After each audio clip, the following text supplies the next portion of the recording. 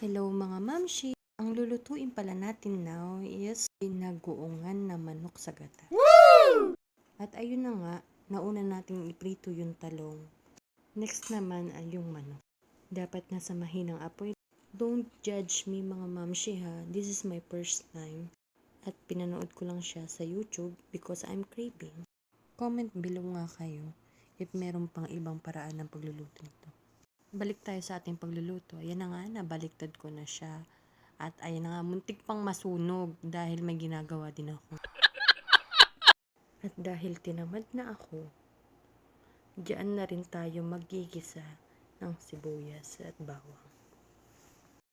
Ang hirap palang magluto ng isa lang ng kamay. Ang kawali ko galaw ng galaw. At ayun na nga, maglalagay na tayo dyan ng tomato paste. Pagkatapos niyan, halo-halo lang. After nyan, ilalagay na natin yung bagoong. After 2 minutes, saka naman natin ilalagay yung manok na nasunog. After nyan, yung siling haba.